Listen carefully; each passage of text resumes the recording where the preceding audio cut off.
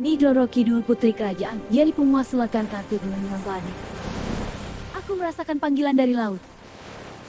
Laut kekuatan, dengan pegun laut selatan. Halo, ini Titua Sugi. Saya ingin bercerita tentang asal-usul Nyi Roro Kidul Ratu Laut Selatan. Waalaikumsalam warahmatullahi wabarakatuh. Bayangkan jika setiap debur ombak menyimpan rahasia kuno. Jika setiap hembusan angin laut membawa pesan tak terlihat dari kerajaan yang tak tercatat di peta manusia. Malam ini, kita tidak hanya mendengar legenda. Kita akan menyaksikan perjanjian abadi antara manusia, takdir, dan penguasa Samudra Selatan. Di tanah Jawa yang subur dan diselimuti kabut pagi, berdirilah sebuah kerajaan besar yang disegani kawan maupun lawan. Keraton menjulang megah dengan gapura berukir naga dan burung garuda, sementara alun-alun luas menjadi saksi denyut kehidupan rakyat yang makmur. Sawah membentang bagai permadani hijau, gunung berdiri gagah sebagai penjaga, dan di kejauhan, laut selatan berkilau seperti cermin raksasa yang menyimpan rahasia purba. Raja yang memerintah dikenal adil dan bijaksana, dicintai rakyatnya, namun satu hal yang belum dianugerahkan kepadanya adalah seorang putri yang kelak akan menjadi cahaya penerus tahta. Doa-doa dipanjatkan di setiap penjuru negeri, sesaji dihaturkan, dan harapan tumbuh seperti benih yang menunggu musim hujan. Pada suatu malam yang berbeda dari biasanya, langit keraton diselimuti awan yang bergerak cepat meski tak ada badai. Angin berdesir lembut namun terasa dingin menyentuh kulit, dan dari arah laut selatan terdengar gemuruh ombak yang lebih keras dari biasanya, seolah samudera tengah berbisik kepada daratan. Di dalam istana, sang permaisuri merintih menahan sakit persalinan, sementara para dayang dan tabib berlarian dengan wajah tegang. Tepat ketika tangis pertama bayi memecah keheningan malam, kilat menyambar tanpa hujan, obor-obor di halaman istana bergetar, dan burung-burung malam terbang berputar di atas keraton. Seisi alam seakan memberi tanda bahwa kelahiran itu bukan kelahiran biasa. Bayi perempuan itu terlahir dengan wajah secantik rembulan purnama dan sorot mata yang bening bagai permukaan laut sebelum badai. Kulitnya bersinar lembut diterpa cahaya pelita, dan ketika ia menangis, angin di luar mendadak berhenti, seolah tunduk mendengarkan suaranya. Sang raja yang menerima kabar kelahiran itu segera bergegas, jubah kebesarannya tergerai tanpa sempat dirapikan. Saat ia menggendong putrinya untuk pertama kali, dadanya dipenuhi rasa haru yang tak pernah ia rasakan bahkan saat memenangkan peperangan terbesar. "Engkaulah cahaya kerajaanku," bisiknya lirih, dan pada malam itu seluruh negeri berpesta menyambut hadirnya sang putri. Namun kebahagiaan itu tak sepenuhnya tanpa bayang.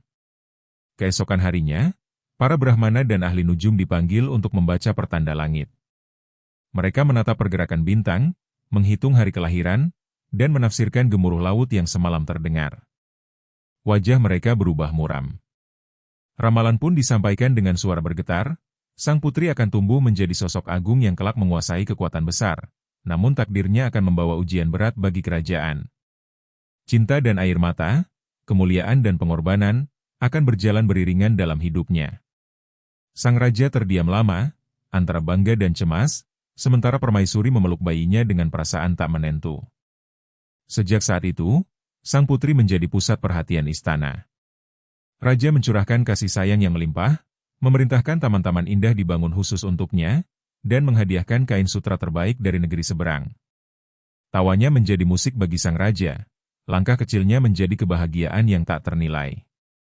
Namun di balik dinding-dinding istana yang megah, benih-benih kecemburuan mulai tumbuh.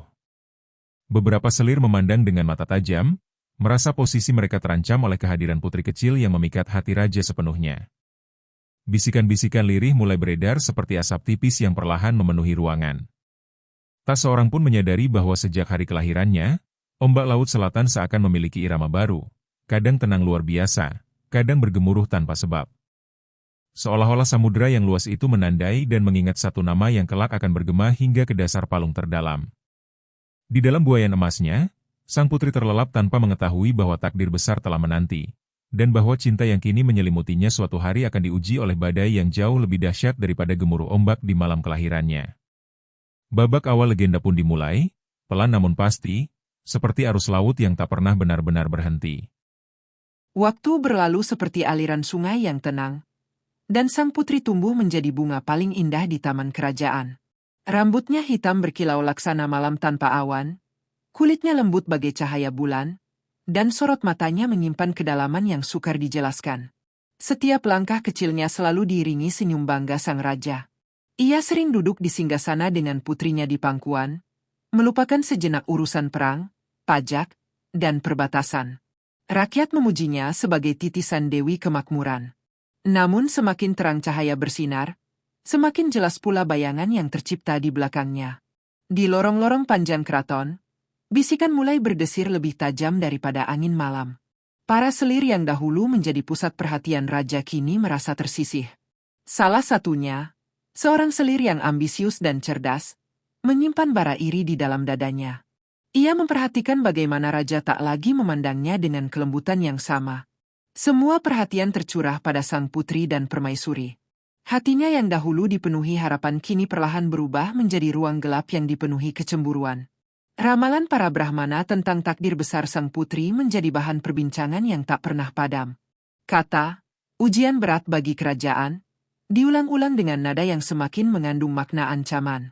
Selir yang iri itu memanfaatkan kalimat ramalan tersebut sebagai senjata. Ia mulai menanamkan ketakutan dalam hati para bangsawan, membisikkan bahwa mungkin sang putri bukanlah berkah, melainkan awal dari malapetaka. Ketakutan, seperti api kecil, mudah membesar jika terus ditiup. Sementara itu, tanda-tanda aneh kian sering terjadi di sekitar keraton. Burung-burung camar kadang terlihat terbang jauh hingga ke atap istana, padahal laut terbentang bermil-mil jauhnya. Pada malam tertentu, suara debur ombak terdengar hingga ke kamar-kamar kerajaan meski pantai berada di kejauhan. Beberapa prajurit bersumpah melihat bayangan hijau berkilau di kolam taman saat sang putri bermain air. Semua itu menjadi bahan cerita yang mempertebal kecurigaan. Selir yang menyimpan iri mulai melangkah lebih jauh. Ia memanggil seorang dukun tua yang dikenal mampu meracik kata-kata sehalus racun tak berwarna.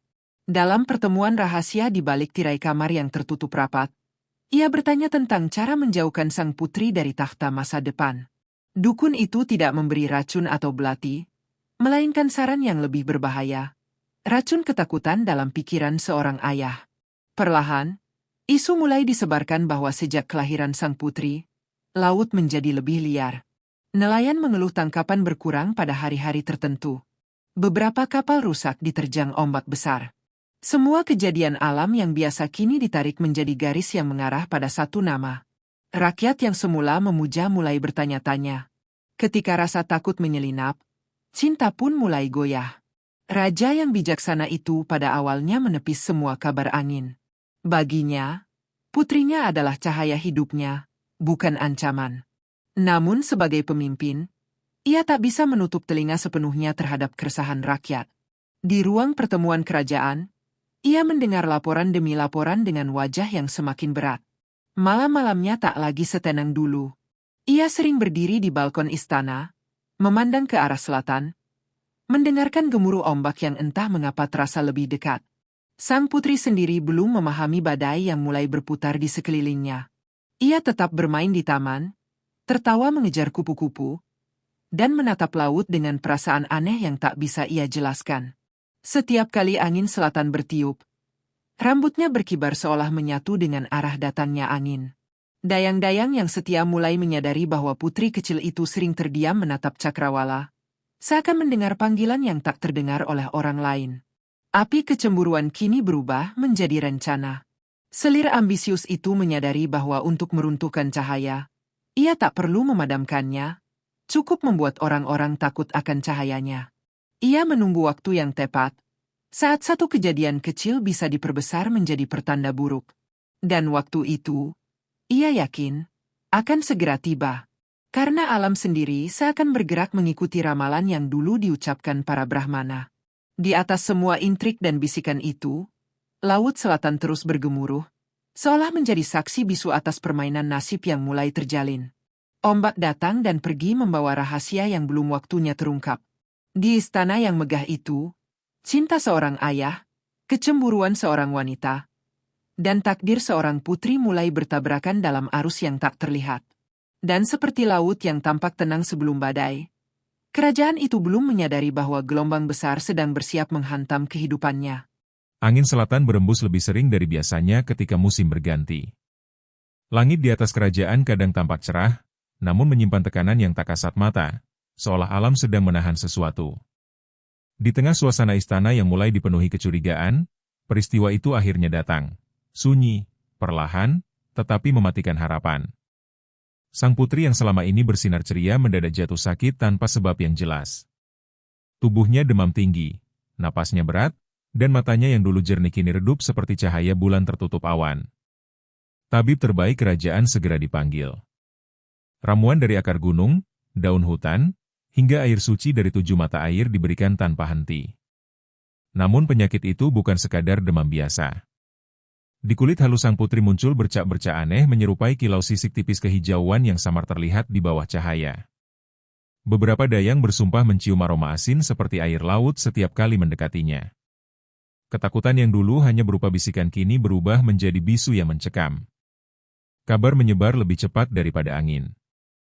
Rakyat mulai mengaitkan penyakit itu dengan ramalan lama yang tak pernah benar-benar dilupakan. Ujian berat bagi kerajaan, kata mereka, kini terdengar seperti vonis. Selir yang menyimpan iri melihat kesempatan emas di balik penderitaan itu. Dengan wajah pura-pura cemas, ia menyarankan agar para Brahmana kembali membaca pertanda langit. Ia meneteskan air mata di hadapan raja, namun di balik tatapannya tersimpan kilau kemenangan yang dingin. Para Brahmana berkumpul di pelataran suci pada malam bulan separuh. Mereka membakar kemenyan, membaca mantra kuno, dan memandang gugusan bintang yang seakan bergerak gelisah. Hasilnya tidak membawa ketenangan. Mereka menyatakan bahwa sang putri berada dalam cengkeraman kekuatan laut yang besar, kekuatan yang tidak sepenuhnya berasal dari dunia manusia. Sebagian menyebutnya kutukan, sebagian lagi menyebutnya panggilan takdir. Namun bagi telinga yang sudah dipenuhi ketakutan, kata kutukan terdengar lebih nyaring. Raja duduk termenung di sisi ranjang putrinya. Wajahnya yang gagah kini dihantui garis kelelahan dan keraguan. Setiap kali sang putri menggigil dan berbisik lirih dalam tidurnya, raja merasa seolah jantungnya ikut diremas. Ia mendengar putrinya menyebut kata laut berulang kali. Seakan ada sesuatu yang memanggilnya dari kejauhan. Dalam hatinya, cinta seorang ayah bertarung melawan tanggung jawab seorang raja. Keadaan kerajaan mulai goyah. Nelayan melaporkan ombak besar datang tanpa tanda, sawah-sawah di dekat pesisir terendam air pasang yang lebih tinggi dari biasanya. Semua kejadian alam kini ditarik menjadi bukti bahwa penyakit sang putri bukan kebetulan. Tekanan terhadap raja semakin kuat. Beberapa bangsawan menyarankan agar langkah tegas diambil demi keselamatan negeri. Mereka tidak berani mengucapkannya secara langsung, tetapi maknanya jelas, sumber malapetaka harus dijauhkan. Pada malam paling gelap dalam hidupnya, raja dipanggil dalam pertemuan rahasia. Dengan suara berat dan tatapan tertunduk, para penasihat menyatakan bahwa demi kestabilan kerajaan, sang putri harus diasingkan sementara waktu hingga pertanda buruk mereda. Kata, sementara, terdengar lembut. Tetapi keputusan itu terasa seperti pedang yang menembus dada. Raja terdiam lama, air mata jatuh tanpa suara di ruang yang hanya diterangi obor redup. Ketika keputusan diumumkan, permaisuri jatuh pingsan mendengar kabar itu. Dayang-dayang menangis tertahan. Sang putri, yang tubuhnya masih lemah, hanya memandang ayahnya dengan mata berkaca-kaca. Dalam tatapannya tidak ada kebencian, hanya kebingungan dan kesedihan yang terlalu dalam untuk anak seusianya. Ia tak memahami politik, tak mengerti ramalan. Ia hanya tahu bahwa rumahnya tak lagi terasa aman. Pagi pengasingan tiba dengan langit kelabu. Tanpa iring-iringan megah, tanpa tabuhan gamelan, sang putri dibawa keluar dari gerbang istana dengan pakaian sederhana. Rakyat menyaksikan dari kejauhan, sebagian dengan iba, sebagian dengan takut. Selir yang iri berdiri di balik tirai jendela tinggi, menyaksikan kepergian itu dengan hati yang terasa ringan, tanpa menyadari bahwa setiap langkah sang putri menjauh justru mendekatkannya pada takdir yang lebih besar. Dan ketika kaki sang putri akhirnya menyentuh pasir di tepi laut selatan, angin mendadak berhenti. Ombak yang semula bergemuruh perlahan mereda, lalu datang satu gelombang besar menyapu pantai seolah menyambut kedatangannya. Langit yang sejak pagi kelabu mendadak retak oleh cahaya tipis matahari. Seakan-akan laut berkata bahwa apa yang dianggap kutukan oleh manusia hanyalah awal dari kebangkitan yang belum pernah mereka bayangkan. Babak baru takdirnya pun dimulai, bukan sebagai putri yang dibuang, tetapi sebagai jiwa yang sedang dipanggil pulang. Pasir pantai selatan terasa dingin ketika telapak kaki sang putri menyentuhnya untuk pertama kali tanpa alas kebesaran kerajaan. Tidak ada lagi payung emas, tidak ada tabuhan gamelan penyambut, hanya angin asin dan bentangan laut yang tak berujung. Tubuhnya masih lemah, namun ada sesuatu yang aneh. Sejak mendekati pantai, demamnya perlahan mereda. Seolah-olah udara laut membawa napas baru yang tak mampu diberikan oleh tabib istana. Para pengawal yang mengantarnya berhenti beberapa langkah di belakang. Mereka tak berani terlalu dekat dengan garis ombak yang hari itu tampak hidup, bergerak maju mundur dengan irama yang tidak biasa. Sang putri menatap laut dengan mata yang dulu redup, kini perlahan memantulkan kilau yang berbeda. Di dadanya, rasa sedih karena diasingkan bercampur dengan perasaan ganjil. Seperti seseorang yang akhirnya menemukan tempat yang lama dicarinya, meski ia sendiri tak sadar pernah mencarinya. Ketika matahari mulai condong ke barat, langit berubah menjadi jingga yang dramatis. Ombak bergulung lebih tinggi, namun tidak terasa mengancam. Sang putri melangkah lebih dekat, gaunnya yang sederhana tersapu buih putih.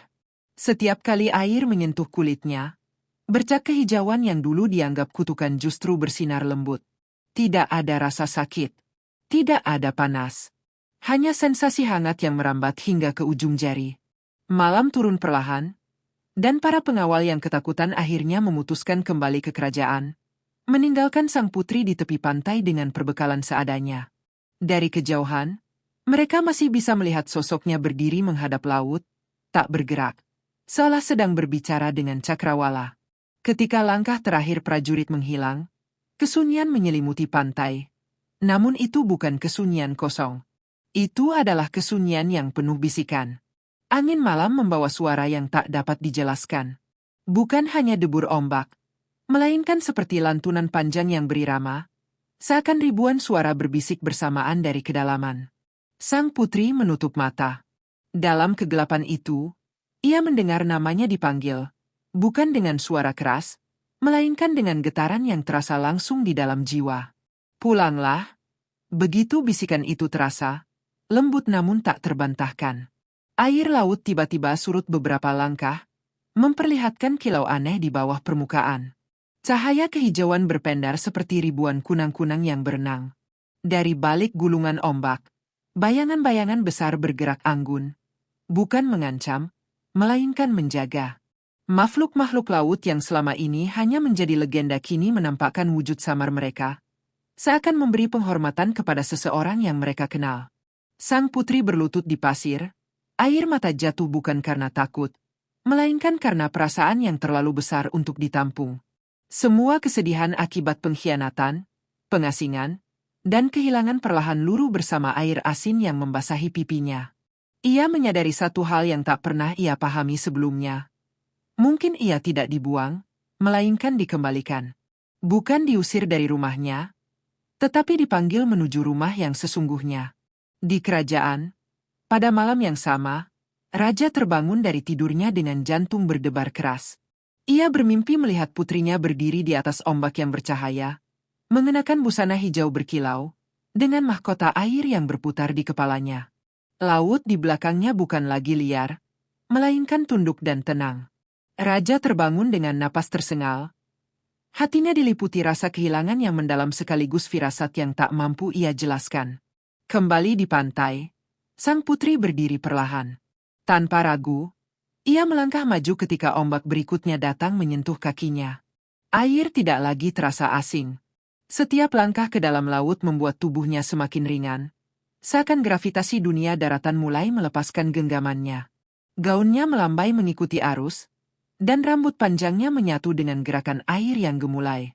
Dan tepat ketika bulan mencapai puncaknya di langit, ombak besar datang menggulung tubuhnya. Namun bukan untuk menelan, melainkan memeluk. Dalam sekejap, sosoknya lenyap dari pandangan manusia, terserap ke dalam cahaya kehijauan yang menyala terang di bawah permukaan. Laut kembali tenang, seakan tak pernah terjadi apapun. Namun malam itu, takdir telah berbelok sepenuhnya. Sang putri yang diasingkan tidak lagi menjadi milik daratan. Ia telah menjawab panggilan samudra, dan samudra telah menerimanya. Gelombang yang menelannya bukanlah gelombang kematian, melainkan gerbang. Tubuh sang putri tidak tenggelam seperti manusia biasa yang kehilangan napas, melainkan meluncur perlahan ke dalam kedalaman yang bercahaya hijau kebiruan. Air yang semula terasa dingin kini berubah hangat, memeluknya seperti selimut lembut. Rambutnya mengalun mengikuti arus, dan gaunnya berubah perlahan menjadi helaian cahaya yang menyatu dengan laut. Ia membuka mata, dan untuk pertama kalinya, ia bisa bernapas di dalam air. Di hadapannya terbentang dunia yang tak pernah disaksikan manusia daratan. Terumbu karang menjulang seperti istana kristal, ikan-ikan berkilau berenang membentuk lingkaran seakan memberi penghormatan, dan arus laut bergerak seperti tirai istana yang terbuka menyambut kedatangan seorang pewaris. Dari kejauhan terdengar denting lembut, seperti gamelan yang dimainkan oleh tangan-tangan tak kasat mata. Laut bukan lagi ruang kosong tanpa batas, ia adalah kerajaan. Makhluk-makhluk agung dari kedalaman muncul satu persatu. Sosok bersisik emas dengan mahkota kerang, penjaga palung terdalam bermata biru menyala, hingga bayangan besar menyerupai naga laut yang berputar perlahan di kejauhan. Mereka tidak menyerang. Mereka menunduk. Di tengah pusaran arus yang berkilau, suara yang dahulu hanya berupa bisikan kini terdengar jelas, dalam dan berwibawa. Engkau telah kembali. Sang putri memegang dadanya. Semua kenangan hidupnya sebagai manusia melintas, taman istana, pelukan ayahnya, tatapan iri di balik tirai, rasa sakit saat diasingkan. Namun bersamaan dengan itu, muncul ingatan lain yang lebih tua, lebih dalam, seperti memori yang terkunci sejak kelahiran. Ia melihat bayangan dirinya berdiri di antara ombak ribuan tahun silam. Ia menyadari bahwa penyakit yang dianggap kutukan bukanlah hukuman, melainkan tanda kebangkitan darah samudra dalam dirinya. Dari dasar palung terdalam, cahaya besar muncul perlahan. Cahaya itu membentuk singgasana dari mutiara dan karang hitam berkilau. Ombak di permukaan laut mendadak berputar membentuk pusaran raksasa, seolah seluruh laut selatan sedang menyelaraskan diri dengan satu peristiwa agung. Makhluk-makhluk laut berbaris membentuk lingkaran suci. Penobatan yang tak pernah tercatat dalam kitab manusia akan segera dimulai. Tubuh sang putri mulai berubah, bukan menjadi sesuatu yang asing, melainkan menjadi dirinya yang sejati. Kulitnya berpendar kehijauan lembut seperti permukaan laut saat fajar. Rambutnya menghitam lebih pekat, panjangnya mengalir seperti arus malam. Di kepalanya terbentuk mahkota dari cahaya dan air yang berputar pelan. Matanya, yang dahulu bening dan lembut, kini menyimpan kedalaman tak terhingga, seperti samudra yang bisa tenang sekaligus menghancurkan. Di daratan, pada saat yang sama, laut selatan bergemuruh hebat. Ombak menjulang tinggi namun tidak menyentuh pesisir. Nelayan yang terjaga malam itu bersumpah melihat cahaya hijau membelah cakrawala laut. Raja di istananya kembali terbangun, merasakan getaran di tanah dan di jantungnya. Ia berdiri menghadap selatan, dan untuk sesaat, ia merasa tidak kehilangan putrinya, melainkan sedang menyaksikan kelahirannya kembali dalam wujud yang lebih besar. Di kedalaman, suara agung itu kembali berbicara, kali ini seperti ribuan gelombang yang menyatu. Mulai hari ini, engkau bukan lagi putri yang dibuang. Engkau adalah penjaga batas, penguasa arus, penentu badai dan ketenangan. Engkau adalah Ratu Laut Selatan. Kata-kata itu tidak sekadar terdengar, ia meresap menjadi kekuatan. Sang putri tidak lagi ragu. Ia melangkah menuju singgasana karang dan duduk dengan anggun. Ketika ia menempatkan tangannya di sandaran singgasana, seluruh laut bergetar halus. Arus berubah arah sejenak, ikan-ikan berenang membentuk simbol tak dikenal, dan badai yang semula mengancam perlahan mereda menjadi ketenangan sempurna. Penobatan itu selesai tanpa mahkota emas, tanpa manusia sebagai saksi, namun disaksikan oleh seluruh makhluk samudra dan kekuatan alam yang tak terlihat. Dan sejak malam itu, Laut Selatan memiliki ratu. Bukan ratu yang lahir dari ambisi, tetapi dari pengorbanan dan pengasingan. Bukan penguasa yang merebut tahta, tetapi yang dipanggil oleh takdir. Nama-lamanya perlahan tenggelam bersama kehidupan daratannya. Dunia akan mengenalnya dengan nama baru, nama yang kelak membuat ombak dihormati, warna hijau ditakuti, dan Laut Selatan diselimuti misteri abadi, Nyi Roro Kidul. Sejak malam penobatan itu, Laut Selatan tidak lagi sekadar hamparan air yang bergelora. Ia menjadi wilayah yang memiliki kehendak. Di atas singgasana karang hitam yang berkilau, sosok yang dahulu adalah putri terbuang kini duduk dengan ketenangan yang agung. Nyi Roro Kidul membuka matanya, Dan setiap arus laut seolah menanti perintah. Ia tidak perlu berbicara keras. Satu getaran kecil dari jemarinya mampu mengubah arah gelombang. Satu helaan napasnya mampu menenangkan badai yang tengah lahir. Istana bawah laut pun bangkit sepenuhnya dari kedalaman. Pilar-pilar karang tumbuh menjulang seperti menara kristal. Dinding mutiara memantulkan cahaya kehijauan yang lembut. Dan lorong-lorongnya dipenuhi cahaya bioluminesen dari makhluk-makhluk kecil yang setia menjadi pelita. Di sekelilingnya, para pengawal samudra, makhluk separuh manusia separuh ikan, roh ombak, dan penjaga palung, berdiri dalam formasi hormat. Mereka bukan sekadar makhluk laut. Mereka adalah pasukan alam. Namun menjadi ratu bukan hanya tentang kekuatan. Di dalam hatinya masih tersimpan kenangan tentang daratan, tentang ayah yang menangis dalam diam, tentang istana yang kini terasa jauh seperti mimpi lama. Ia menyadari bahwa takdirnya bukan untuk membalas dendam, melainkan menjaga keseimbangan. Laut Selatan adalah gerbang antara dunia manusia dan dunia gaib. Jika gerbang itu goyah, keduanya akan hancur. Tak lama setelah penobatannya, ujian pertama datang. Badai besar terbentuk di Cakrawala Selatan, lebih dahsyat dari yang pernah terjadi sebelumnya. Awan hitam berputar seperti pusaran raksasa, petir menyambar tanpa henti, dan kapal-kapal nelayan terombang-ambing di tengah ketakutan. Para makhluk laut menoleh pada ratunya, menunggu keputusan. Ini adalah momen pertama di mana kekuasaannya akan diuji. Nyi Roro Kidul berdiri dari singgasananya. Gaun hijaunya mengalir seperti air hidup, dan mahkota cahayanya bersinar lebih terang. Ia mengangkat tangan perlahan, dan arus laut di bawah badai mulai berputar mengikuti gerakannya. Dengan suara yang tidak terdengar oleh manusia namun menggema di seluruh samudra, ia memerintahkan badai untuk berhenti. Ombak yang semula mengamuk perlahan mereda. Petir terakhir menyambar, lalu langit terbelah oleh cahaya bulan yang muncul kembali. Di daratan, para nelayan berlutut di atas perahu mereka yang selamat. Mereka tidak tahu siapa yang menyelamatkan mereka, namun mereka merasakan kehadiran sesuatu yang agung. Sejak malam itu, cerita tentang sosok Ratu Laut mulai menyebar dari mulut ke mulut. Sebagian menyebutnya Dewi, sebagian menyebutnya roh penjaga, sebagian lagi menyebutnya penguasa yang harus dihormati. Nama Nyi Roro Kidul mulai hidup dalam doa dan ketakutan. Di istana daratan, sang raja merasakan perubahan yang sama. Laut yang beberapa waktu lalu terasa mengancam kini justru lebih teratur. Dalam mimpinya, ia kembali melihat sosok putrinya. Kali ini tidak sebagai anak kecil yang sakit, melainkan sebagai perempuan agung berbalut hijau, berdiri di atas ombak yang tunduk. Tidak ada kata terucap dalam mimpi itu, tetapi raja terbangun dengan air mata dan satu keyakinan. Putrinya tidak hilang, ia telah menjelma menjadi sesuatu yang lebih besar. Seiring waktu, Nyi Roro Kidul mulai menetapkan hukum samudranya. Ia memberi kelimpahan ikan kepada nelayan yang datang dengan hati bersih dan penuh hormat.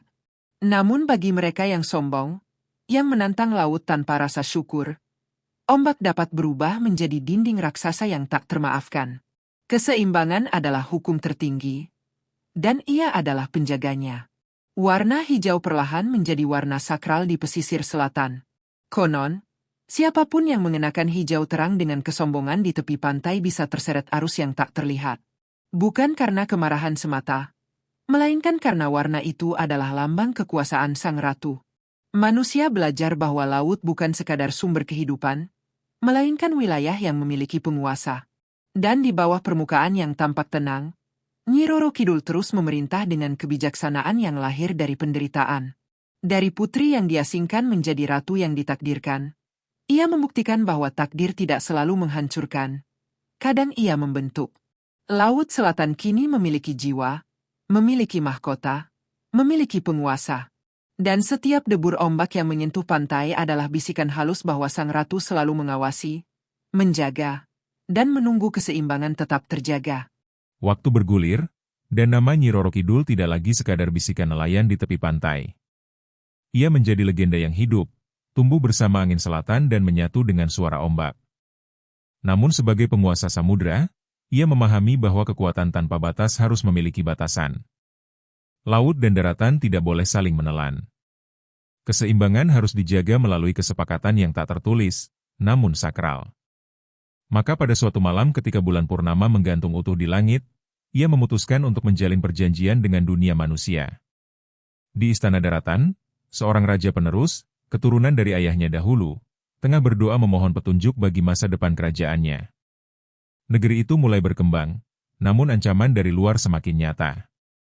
Dalam kegelisahannya, ia melakukan tapabrata di pesisir selatan, berhari-hari tanpa makan dan tidur, memohon perlindungan pada kekuatan yang menjaga laut. Malam terakhir pertapaannya menjadi titik temu dua dunia yang selama ini berjalan sejajar. Ombak malam itu tidak biasa. Air laut bersinar kehijauan lembut, membentuk lingkaran cahaya di hadapan sang raja yang tengah bersila di pasir. Angin berhenti total, seakan waktu menahan napas. Dari dalam pusaran air, sosok anggun berbalut hijau muncul perlahan. Rambutnya panjang mengalir seperti arus, mahkotanya berkilau seperti serpihan bulan yang jatuh ke laut. Sang raja membuka mata dan menyadari bahwa ia sedang berhadapan dengan penguasa yang selama ini hanya hidup dalam legenda. Tidak ada rasa takut di wajahnya, hanya takzim yang dalam. Ia menunduk tanpa diperintah. Nyi Roro Kidul menatapnya dengan mata yang menyimpan kedalaman ribuan tahun. Laut dan darat tidak diciptakan untuk saling menguasai. Suaranya terdengar bukan melalui telinga, melainkan langsung di dalam kesadaran. Namun jika keseimbangan dijaga, keduanya dapat saling menguatkan. Maka terjadilah perjanjian yang tak tertulis dalam kitab manusia, namun terpatri dalam sejarah gaib tanah Jawa. Kerajaan akan menjaga adat, menghormati laut, dan tidak berlaku sewenang-wenang terhadap alam. Sebagai balasannya, Laut Selatan akan menjadi benteng tak terlihat, pelindung dari ancaman yang datang melalui arah selatan. Hubungan spiritual pun terjalin, bukan sebagai penguasaan, melainkan sebagai persekutuan sakral. Sejak saat itu, setiap raja yang naik tahta melakukan ritual khusus menghadap selatan. Bukan untuk memanggil, tetapi untuk memberi hormat. Sesaji dihaturkan, doa dipanjatkan, dan kesadaran akan batas kekuasaan selalu diingatkan. Masyarakat pesisir pun hidup berdampingan dengan laut penuh penghormatan. Mereka tahu kapan harus melaut dan kapan harus menepi. Mereka paham bahwa ombak bukan sekadar gelombang air, melainkan bahasa.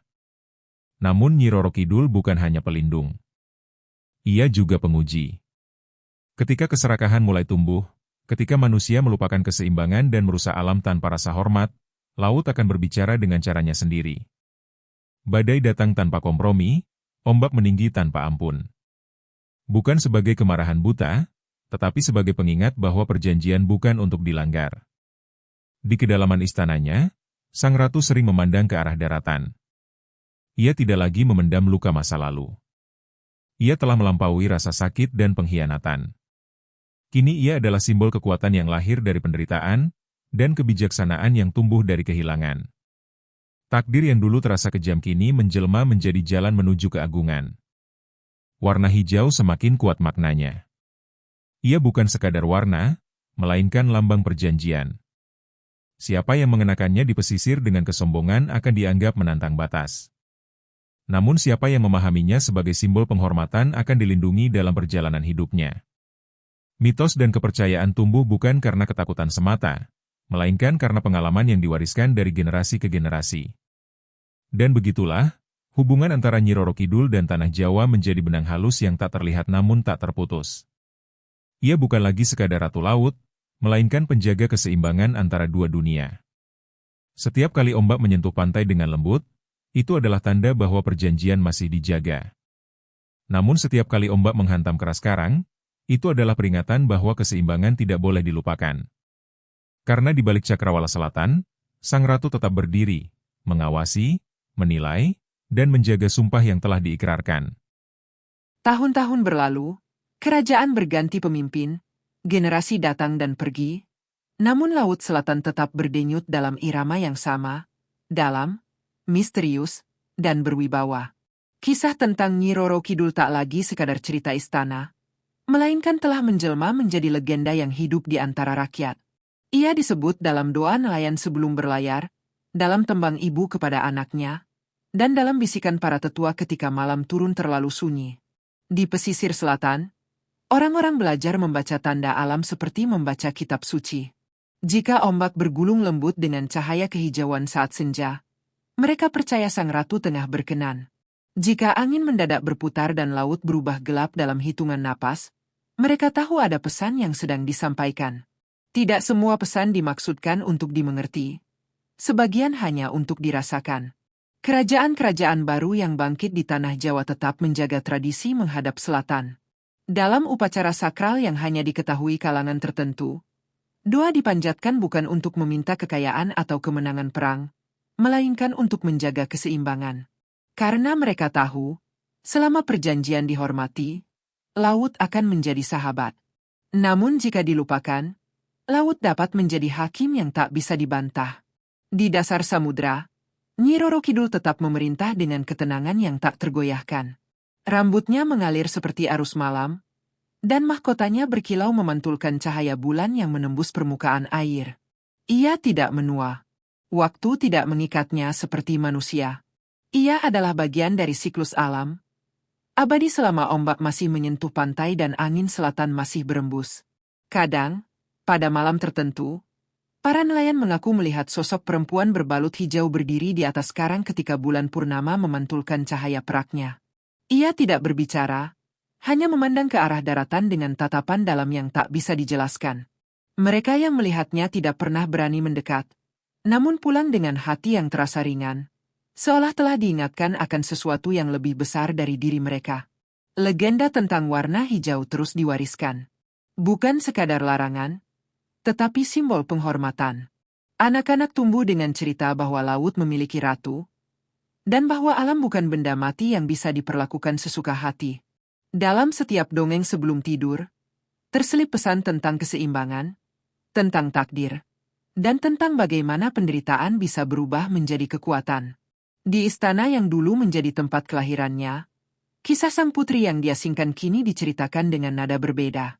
Ia tidak lagi dikenang sebagai anak yang membawa malapetaka, melainkan sebagai sosok yang ditakdirkan melampaui batas dunia manusia. Raja pertama yang menangisinya kini menjadi bagian dari sejarah, namun cintanya tetap hidup dalam legenda yang menyatu dengan ombak. Laut Selatan pun tetap menyimpan rahasia. Tidak semua kapal yang hilang bisa dijelaskan, tidak semua ombak besar bisa diprediksi. Namun masyarakat pesisir tidak lagi melihatnya semata sebagai bencana. Mereka melihatnya sebagai bagian dari kehendak alam, sebagai pengingat bahwa ada kekuatan yang lebih tinggi dari ambisi manusia. Dan jika suatu hari kau berdiri di tepi pantai selatan saat senja memerah dan angin berembus membawa aroma asin yang dalam, dengarkanlah baik-baik. Dalam debur ombak yang datang dan pergi, ada irama yang tidak biasa. Seperti napas panjang yang menjaga dunia tetap seimbang.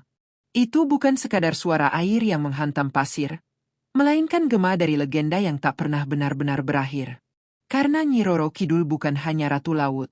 Ia adalah simbol takdir yang tak bisa ditolak, luka yang menjelma mahkota, dan pengingat abadi bahwa setiap pengasingan mungkin hanyalah jalan menuju kebesaran.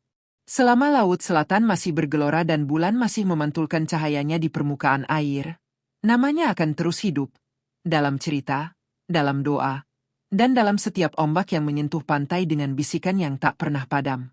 Berabad-abad telah berlalu sejak malam ketika seorang putri melangkah ke dalam ombak dan tak pernah kembali sebagai manusia biasa. Namun waktu tidak pernah benar-benar mampu menghapus jejak takdir. Di sepanjang pesisir selatan, cerita tentang Nyi Roro Kidul tidak hanya hidup dalam mitos, tetapi menjelma menjadi kesadaran kolektif tentang hubungan manusia dan alam. Ia bukan sekadar legenda masa lalu, ia adalah kehadiran yang terasa hingga hari ini.